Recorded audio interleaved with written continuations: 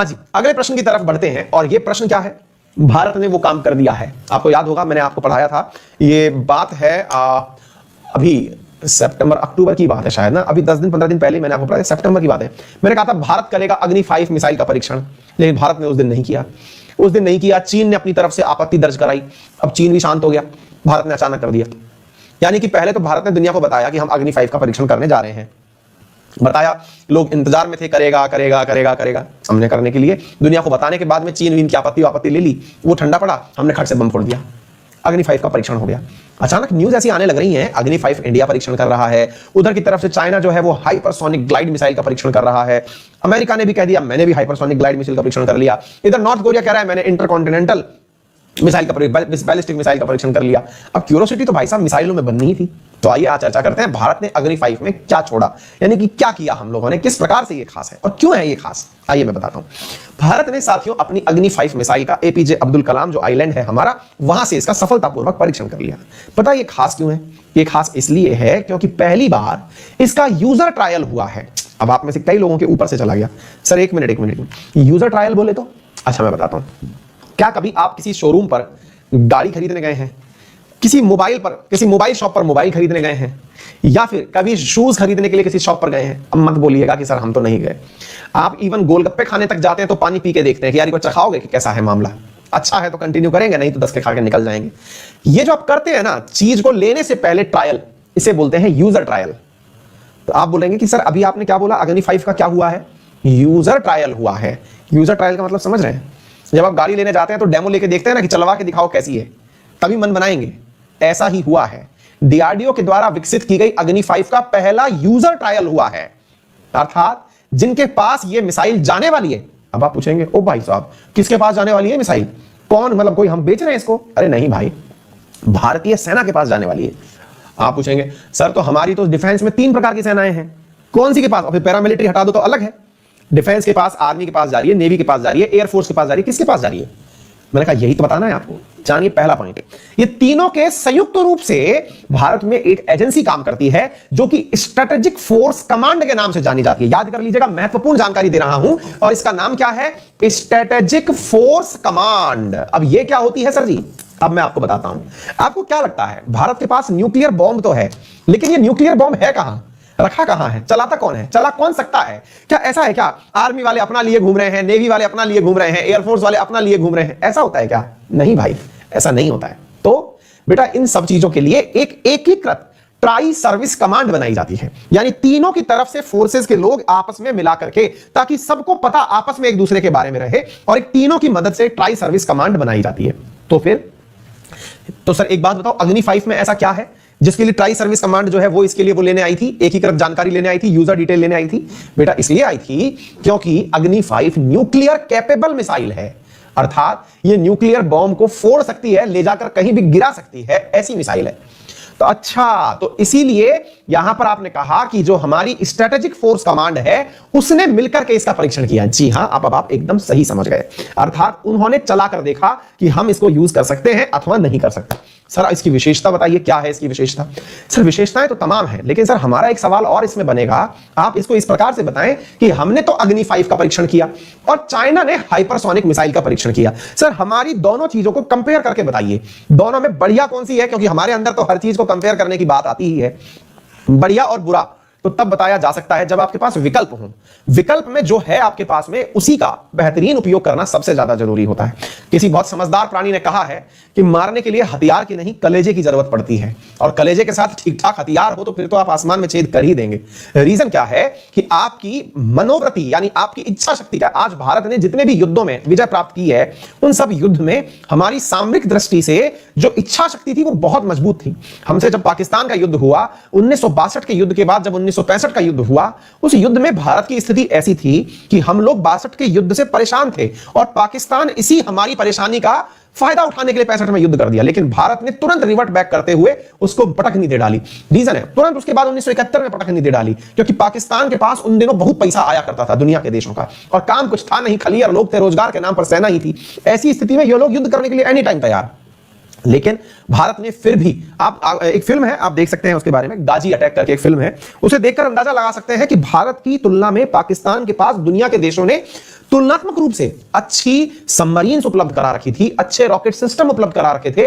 Even आज हम लोग जो आप लड़ाकू विमान यूज करते हैं, फाइटर जेट्स जो यूज करते हैं, अभी आप लोगों ने देखा होगा जो अमेरिका के द्वारा पाकिस्तान को दिया गया एयरफोर्स का विमान है F-16 जो दिया हुआ है, जिसको हमने अभी अभिनंदन वाले केस में देखा था। अगर आपने देखा हो तो हमने क्या देखा था कि भारत अपने जिन विमानों से जा रहा था, तुलनात्मक रूप से पाकिस्तान जो विमान यूज कर रहा था वो अमेरिकी विमान थे, उन्नत किस्म के विमान थे। लेकिन भारत की जो तजुर्बे हैं यूज करने के, उनसे वो उन्हें बहुत शानदार तरीके से यूज करता आया है। तो इस कंपैरिजन में ये चीज मत ढूंढिएगा कौन अच्छा है कौन बुरा है, मैं आपको टेक्नोलॉजी में अंतर समझा रहा हूं। अच्छा बुरा तो यूज करने वाले के कैलिबर पर होता है ना बेटा। चलिए तो आपको मैं बताता हूं, यहां पे पहला पॉइंट जो अग्नि और चाइना के बारे में है वो मैं आपको समझाता हूं। अग्नि 5 क्या है, थोड़ा सा इतिहास जान लीजिए। आप में से कई विद्यार्थियों को शायद पहले से पता होगा, फिर भी मैं बता देता हूं। डॉक्टर एपीजे अब्दुल कलाम की नेतृत्व में जब भारत इन युद्धों के अंदर अपने हथियारों में कमी देख रहा था, अमेरिका जैसे देश भारत को वेपन देना ही नहीं चाह रहे थे और लोगों पर सैंक्शन लगा रखे थे कि इंडिया को कोई वेपन वगैरह नहीं देना है, ऐसी स्थिति में अब्दुल कलाम साहब ने सोचा कि यार भारत के पास अपने मिसाइल सिस्टम होने चाहिए। इसके लिए भारत ने एक प्रोग्राम लॉन्च किया जिसे कहते हैं integrated guided missile development programme, that is IGMDB।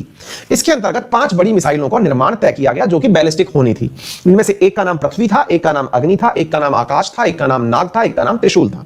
इनमें से जो अग्नि है आज हम उसकी चर्चा कर रहे हैं। साथियों अग्नि के साथ में ये 1 2 3 4 5 क्या है, असल में ये एक कोइंसिडेंस समझिए या फिर सोचिए कि बनाते समय इस बारे में विचार किया गया होगा कि इनके साथ में जो 1 नंबर लगा है ये रिजेंबल करता है कि 1 का मतलब है 1000 किलोमीटर तक मार करेगी, 2 का मतलब है कि लगभग 2000 किलोमीटर मार करेगी, 3 का मतलब है कि 3000 किलोमीटर तक मार करेगी, 4 का मतलब है 4000 किलोमीटर तक मार करेगी, 5 का मतलब है 5000 किलोमीटर तक मार करेगी, 6 का मतलब क्या है ये आपको पता होना चाहिए। 6 का मतलब है 8000 किलोमीटर तक मार करेगी। जी हां साथियों, भारत जो है वो अग्नि 6 बनाने भी शुरू करता है, उसका भी काम चल रहा है जिसमें वो 8000 किलोमीटर मार का क्षमता रखता है। यानी 6 में जाके नियम थोड़े बदल जाएंगे, बाकी सब में ये नियम चले आ रहे हैं। तो आज अग्नि 5 की चर्चा हम जो कर रहे हैं ये 5000 किलोमीटर तक मार करने में सक्षम मिसाइल है। फिर एक बात बताइए, अगर कोई मिसाइल 5000 किलोमीटर तक मार करती है तो ये 5000 किलोमीटर होता कितना है, बड़ा सवाल है। तो साथियों ये इतना है कि आप इससे चाइना को लपेट सकते हैं और आप अफ्रीका को भी टच कर ही सकते हैं, है ना भाई। अफ्रीका यहां से निकलते सोमालिया तो अफ्रीका है ही, आप इसको भी निपटा सकते हैं। लेकिन क्या यूरोप आप जा सकते हैं, क्या आप अमेरिका को मार सकते हैं, इसमें थोड़ा सा संदेह है। पूरी दुनिया में अगर एक मिसाइल दूसरी जगह जाके अटैक करती है तो टेक्निकली एक कॉन्टिनेंट, दुनिया के कुल कितने कॉन्टिनेंट, 7 कॉन्टिनेंट हैं। मैं इंडिया से अगर कोई मिसाइल चलाऊं तो वो 7 कॉन्टिनेंट पर जा सके। 7 कॉन्टिनेंट पर बोले तो चाहे मुझे दक्षिण अमेरिका भेजना हो, चाहे उत्तरी अमेरिका, चाहे ऑस्ट्रेलिया, चाहे अंटार्कटिका, चाहे यूरोप, चाहे एशिया में कहीं भी मुझे भेजना हो, अफ्रीका में कहीं भी भेजना हो, सब जगह चली जाए। इसे कहते हैं इंटरकॉन्टिनेंटल मिसाइल। यानी इंटरकॉन्टिनेंटल मतलब 7 कॉन्टिनेंट में से कहीं भी चली जाए। आपके लिए तथ्यात्मक जानकारी यह है कि 5500 किलोमीटर जो मिसाइल मार कर दे उसे इंटरकॉन्टिनेंटल मिसाइल कहा जाता है। तो अब आप पूछेंगे हमारी अग्नि 5 क्या है, हमारी अग्नि 5 5000 किलोमीटर तक मार करती है। तो बड़ा सवाल यह है सर, लड़का जो है मेरिट में 75% से ऊपर डिक्टेंशन मार्क्स के साथ पास होना चाहिए था, लड़के की परसेंटेज आ गई 74.5, 74.5। अब बताइए, अब आप उस लड़के को डिक्टेंशन मार्क्स वाला कहेंगे कि नहीं कहेंगे। भारत के साथ भी कुछ ऐसा ही है। हमने मिसाइल बनाई 5000 किलोमीटर की मार वाली, अब 5000 किलोमीटर से 500 किलोमीटर ऊपर ही है इंटरकॉन्टिनेंटल बैलिस्टिक मिसाइल सिस्टम। हम तो फिर भी मान के चल रहे हैं कि नहीं, हमने तो केवल ICBM, वो हमने तो केवल अग्नि 5 बनाई है। लेकिन दुनिया पता नहीं हमारे बारे में इतना अच्छा क्यों सोचती है। दुनिया ने कहा कि अरे ये तो झूठ बोल रहे हैं, इनने जो मिसाइल बनाई है ये 8000 किलोमीटर तक मार कर सकती है, बस बोल रहे हैं कि 5000 किलोमीटर ही है ताकि इनके ऊपर प्रेशर ना आए। यानी ये बिल्कुल, यार एक चीज बताइए, जब आप 5000 किलोमीटर तक फेंक सकते हैं तो 5500 भी फेंक ही देंगे, इसमें क्या ही है, कोई ना कोई तो आप कर ही सकते थे, 5 पर ही क्यों रोक लिया। अब हम तो कह रहे हैं कि साहब हम तो हम्बल हैं, अरे सर सर सर, आप में से कहीं ना कहीं सर सर फलाना, आप किसी तारीफ करें भाई साहब आप तो बहुत महान आदमी हो गए, अरे नहीं भाई साहब ऐसे बस बस बस बस ऐसे चल रहा है, इंडिया ऐसे कर रहा है, यार तुमने तो गजब फेंक दिया यार, अरे सर कुछ नहीं सर ऐसे ही बस हो गया सर, हो गया है ना। जैसे कोई मेरिट में आ जाता है तो हम्बल बनता है, इंडिया हम्बल बन रहा है, 5000 फेंक के 5500 से पहले रुक गया। और दुनिया वाले कह रहे हैं यार तुमने ICBM क्यों नहीं बनाया, अरे सर हमारी कहां बस ये हमारा ICBM, दुनिया हमारी तरफ देख के पूछ रही है, उल्लू ना बनाओ यार, तुम यहां से 35000 किलोमीटर ऊपर सैटेलाइट तो छोड़ के आ सकते हो, तुमसे 5000 किलोमीटर दूर बम नहीं फेंका जा रहा है, हमें बेवकूफ बना रहे हो। अरे सर सर सर हमारा क्या है। अग्नि 5 ऐसा ही है कि दुनिया हमें ICBM का टैग देने के लिए बैठी है कि ICBM का टैग ले लो, इंडिया कह अरे कहां सर, हम तो 5000 पे खुश हैं, 5000 पे खुश है, हमारा दुश्मन हमारे बगल में रहता है, हमें दूर जाना ही नहीं, हमें अमेरिका नहीं मारना सर, हमारे पड़ोस में चाहिए, हमारे चुन्नू मुन्नू में बम गिराएंगे, खत्म है कहानी। बोला अच्छा। तो ऐसी स्थिति में भारत ने अपना आईसीबीएम सिस्टम बना लिया है, ये दुनिया ने एडमायर कर दिया है, भारत नहीं बोल रहा है। बस भारत कह रहा है हमने अग्नि 5 बनाई है, हमारा इंटरकॉन्टिनेंटल मिसाइल 5 की जगह 5500 क्यों, हम 8000 वाला बना रहे हैं, दैट इज अग्नि 6 जो बनने के लिए तैयार खड़ी है। फिर आप पूछेंगे सर एक बात बताइए, इन दिनों चाइना ने भी कुछ किया था हाइपरसोनिक मिसाइल परीक्षण। अब देखिए इंडिया की मॉडेस्टी देखिए, आजकल लोग जो है ना, काबिलियत वाले लोग जो है वो थोड़े से मॉडेस्ट रहते हैं, इंडिया भी कुछ इस प्रकार का है। चाइना ने मिसाइल बनाई हाइपरसोनिक, दुनिया के सामने ढिंडोरा पीटा कि हमने 6 मैक स्पीड वाली हाइपरसोनिक मिसाइल बना दी है। आपको पता है अपनी इस मिसाइल के बारे में, शायद आपको ना पता हो, इस मिसाइल की अधिकतम स्पीड है 24 मैक, यानी कि आवाज से 24 गुना तेजी से यह जा सकती है। फिर इंडिया से पूछा गया तो क्या हम आपको हाइपरसोनिक का दर्जा दे दें? अजी नहीं सर, हम तो बैलिस्टिक मिसाइल पर खुश हैं, हमें हाइपरसोनिक नाम लेके क्या करना, खामखा दुनिया की नजर में आ जाएंगे। हम खुश हैं सर, हमने अग्नि 5 बना ली, आप हमको इसलिए रिकॉग्नाइज करो कि हमारे पास अग्नि 5 है, हमारी नहीं, अग्नि 5 की इज्जत करिए आप। यानी जिस मिसाइल की रेंज 25 मैक तक 24 मैक तक हो सकती है, हम उसके लिए किसी से हाइपरसोनिक टैग नहीं मांग रहे। ठीक है, आप मान लीजिए जो मानिए, हमने तो अग्नि 5 कराया सर। फिर आपके दिमाग में सवाल आएगा सर चाइना की आपने जो मिसाइल बताई थी उसके बारे में आपने कहा था हाइपरसोनिक ग्लाइड मिसाइल बनाई है उसने। हाँ, ये यूनिक कैरेक्टर है उसका कि उसने जो मिसाइल बनाई है वो हाइपरसोनिक ग्लाइड मिसाइल है। सर ये ग्लाइड का मतलब क्या होता है? यह धोखा देने वाली मिसाइल है। ये धोखा देने वाली बोले तो एक ऐसी मिसाइल जो फेंकी कहीं जा रही है, जा कहीं रही है, यानी भ्रम में ला देती है। ये फेंकी गई आसमान में, नीचे आती है, फिर लहराते इठलाते मटलाते हुए कहीं जाकर के टारगेट पर टच कर जा रही है। पर ये बहकाने वाली, झुटलाने वाली जो मिसाइल है, इसने खुद चाइना को भी झुटला दिया। आप पूछेंगे कैसे? उन्होंने जहां तक उसे फेंकने की सोची थी, चाइना वाले सोच रहे थे कि इस जगह जाके फटेगी, उससे 40 किलोमीटर दूर जाके फट गई, जैसे चाइना वालों की फट गई। यार ये क्या होता भाई साहब है? हमने यहां फेंका, पता चल रहा है हमारे जनरल साहब वहां खड़े हुए हैं, मिसाइल का निरीक्षण कर रहे हैं कि यहां आके फटेगी, आओ बच्चों देखते हैं। पता चला जनरल साहब भी नीचे फट गई। बोले नहीं, चाइना से पूछा कि ले लो, आपको हम नाम दे देते हैं, तुमने हाइपरसोनिक ग्लाइड मिसाइल का परीक्षण कर दिया है। हमने न्यूज पढ़ाई भी आपको 5-7 दिन पहले। चाइना अरे हमने कुछ नहीं किया, हमने ऐसा कुछ बनाया ही नहीं, क्योंकि पता चला किसी से खुद फट गए, तो चाइना खुद बना कर रहा है, अपन ने ऐसा कुछ काम नहीं किया।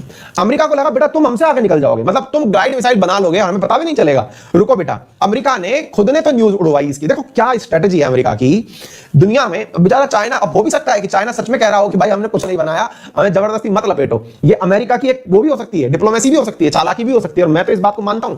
कैसे? आप सोचो किस अखबार में आई थी ये वाली न्यूज? चाइना वाली न्यूज किस में आई थी? फाइनेंशियल टाइम्स में आई थी। फाइनेंशियल टाइम्स ने एक एक्सक्लूसिव न्यूज ब्रेक करी और ये कहा, और ये ब्रिटेन का अखबार है जिसने न्यूज ब्रेक करी कि चाइना ने हाइपरसोनिक ग्लाइड मिसाइल बना ली है ना। आपने सुना है, मैंने खुद ने आपको क्लास में पढ़ाया है। जैसे ये न्यूज आई हमने भी पढ़ा दिया, भारत के हर न्यूज में चलने लगी, वाह साहब ये कर दिया। फिर साथ में ये भी बता दिया 40 किलोमीटर दूर फट गई, ताकि चाइना खुद भी ना कह पाए कि हमने नहीं बनाई। मतलब ठीक है, कोई उपलब्धि की बात कर रहा है। अब बेटा इतनी न्यूज मार्केट में चलती है, तुरंत पता चलता है कि अमेरिका एक न्यूज निकाल देता है कि हमने हाइपरसोनिक ग्लाइड मिसाइल का परीक्षण कर लिया है। यार तो ये कहीं कॉन्स्पिरेसी तो नहीं थी कहीं? तुम बेचारे चाइना के नाम पर बिल फाड़ के खुद का मिसाइल परीक्षण करना चाह रहे थे, क्योंकि तुम्हें पता था कि खुद ने डायरेक्ट कर दिया तो लोग ये कहेंगे हाँ कि साहब हम तो खुद तो कर रहे हो, दूसरे को करने से मना कर रहे हो, है ना। तो ऐसी स्थिति के अंदर ये जो तुमने तरीका किया है, ये चाइना के ऊपर बिल फाड़ के और खुद ने परीक्षण कर लिया, ये तो गड़बड़ है। और अपन ने उस न्यूज पर ज्यादा ध्यान भी नहीं दिया। जब अमेरिका ने, अभी 3 दिन पहले पढ़ाई है मैंने, आखिरी के क्वेश्चंस में पढ़ाई थी कि अमेरिका ने हाइपरसोनिक परीक्षण कर लिया।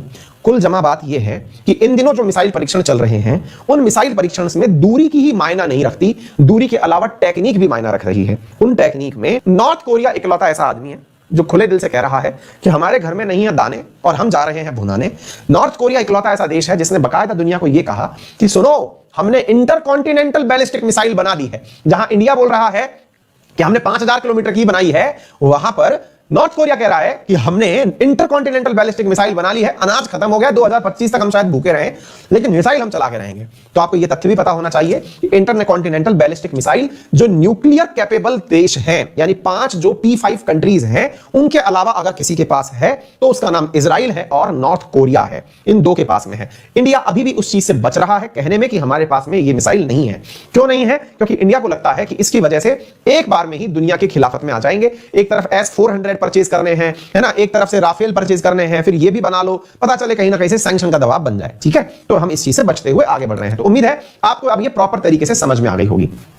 इंडिया से पूछा गया कि चलो एक बात बताओ, आप लोगों ने ये जो मिसाइल बनाई है, इस मिसाइल में न्यूक्लियर बम लगाओगे? बोले अरे तो क्या हमने देखने के लिए थोड़ी बनाए हैं, बम लगा के फोड़ेंगे? कहो तो दिवाली पे पर्यावरण वालों ने मना कर रखा है न्यूक्लियर ही फोड़ लें, पॉल्यूशन भी नहीं होगा। तो मुद्दा यह है कि इंडिया ने यह कहा कि we are credible minimum deterrence country. अब इस शब्द को यूपीएससी में कई बार पूछा जाता है। What is credible minimum deterrence policy, जो कि इंडिया की है, जिसमें इंडिया अपनी पॉलिसी के अंदर, देखिए इंडिया ने 1998 में जब परमाणु परीक्षण किया तो दुनिया के बहुत से देशों ने भारत पर दबाव बनाया। क्या दबाव बनाया कि यार आप लोगों ने ना मिसाइल तो बना ली है, अब एक बात बताओ, परमाणु बम का उपयोग करके कहीं दुनिया में तहलका तो नहीं मचाओगे। तो भारत ने कहा देखिए बम हमने अपनी सुरक्षा के लिए बनाया है, सुरक्षा के लिए बनाया है, जिसमें नियम यह है कि हम पहले इसका उपयोग करेंगे नहीं। आप में से कई लोग पूछेंगे हम पहले उपयोग क्यों नहीं करेंगे, सर उसने बम चला दिया तो फिर हम चलाएंगे तब तक तो हम बर्बाद हो जाएंगे। नहीं भाई, इसके पीछे की कहानी बताऊंगा आपको, थोड़ा इंतजार करिए, क्योंकि दुनिया में केवल एक ही स्ट्रेटजी नहीं होती है, 3 तरह की स्ट्रेटजी होती है। कौन कौन सी होती है आज आपको यह भी समझाने वाला हूं। क्या है, आइए। पहला होता है credible minimum deterrence policy, defence वाले इस सवाल पर ध्यान दें। दूसरा होता है स्ट्रेटेजिक डिटरेंस पॉलिसी, और तीसरा होता है फुल स्पेक्ट्रम डिटरेंस पॉलिसी। ये 3 चीजें होती हैं बेटा। जब हम डिफेंस की बात करते हैं तो हमने आज तक क्रेडिबल मिनिमम डिटरेंस ही समझा है इंडिया के बारे में। इसमें क्या है, इसमें होता क्या है, भारत ने दुनिया से यह कहा कि हमने बम बना लिया है लेकिन सजाने के लिए नहीं बनाया है और दिवाली पे हम चलाएंगे नहीं, तो ऐसी स्थिति में हम फोड़ेंगे तो सही इसे, लेकिन किसी ने हमें परेशान किया, यार एक तो सर्दी में ना बाल बहुत खराब हो जाते हैं और हमको खुद को देख करके अपने आप से थोड़ी सी वो हो जाती है, खुन्नस सी आ जाती है। हाँ जी क्या करें ना, पढ़ने में इतने बिजी हैं कि बाल बनाने का ही समय नहीं मिल रहा। कितने हम्बल हैं सर आप। हाँ जी, तो हम क्या कह रहे थे कि हमने क्या किया है कि एक ऐसी मिसाइल सिस्टम बनाने का प्रयास किया जिस मिसाइल सिस्टम के अंदर हमने अपनी तरफ से बोला कि हम किसी ने यूज किया तो अपना सिस्टम यूज करेंगे। आपसे पूछा गया कि आप न्यूक्लियर बम मत बनाइए, भारत ने कहा देखिए बनाएंगे तो सही सर, हम रह नहीं सकते इसके बिना। कारण यह है कि हमारा पड़ोसी पागल है, वो एनी टाइम ये कहता है कि हमने बम दिखाने के लिए थोड़ी बनाए हैं, तो सर हम भी अपनी सुरक्षा के लिए रखेंगे। तो बोले आपका पड़ोसी ने क्या बना रखा है जो आप कह रहे हो कि no first use, no first use. बोले सर हमारे पड़ोसी ने बना रखा है फुल स्पेक्ट्रम डिटरेंस। पाकिस्तान ने क्या बना रखा है, फुल स्पेक्ट्रम डिटरेंस। तो बोले आप में और उनमें क्या अंतर है। बोले पाकिस्तान कहता है बहुत छोटू मोटू से बम भी न्यूक्लियर बम के बना रखे हैं। बोले मतलब, बोले सर देखो हमने जो बम बना रखे हैं ना वो ऐसे हैं कि आप उन्हें ब्रह्मोस से फेंकिए, आप उन्हें अग्नि 5 से फेंकिए, आप उन्हें अरिहंत से सबमरीन से निकाल के फेंकिए, आप जमीन पर लगा करके चलते हुए ट्रक से फेंकिए, जाएंगे दूर ही। दूर जाएंगे का मतलब हुआ कि एक बार में 1000 किलोमीटर फोड़ के आएंगे। लेकिन सर पाकिस्तान ने ऐसे बना रखे हैं कि हाँ भाई लगा तेरी बंदूक पर बम फेंकेंगे, है लगा 100 किलोमीटर फेंक दे, लगा 50 किलोमीटर फेंक दे। यानी सर इनके लिए न्यूक्लियर बम जो है ना वो ऐसे है कि हम बॉर्डर पर आए थे, हमको लगा जैसलमेर के अंदर बीएसएफ के कुछ जवान जो है वो चिढ़ा रहे हैं कि लाओ बेटा न्यूक्लियर बम लेके आओ, न्यूक्लियर बम लगाओ और बोले ये जो सामने दिख रहे हैं इन पर फेंक दो। यानी सर इन्होंने गोली के रूप में न्यूक्लियर बम बना रखा है, कोई वैल्यू नहीं है न्यूक्लियर बम की इनके दिमाग में। तो ऐसी स्थिति में इनने अगर ऐसी हरकत कर दी ना, क्योंकि ये बोलते हैं फुल स्पेक्ट्रम, फुल स्पेक्ट्रम का मतलब है गोली से लेकर गोला ये सब है हमारे पास।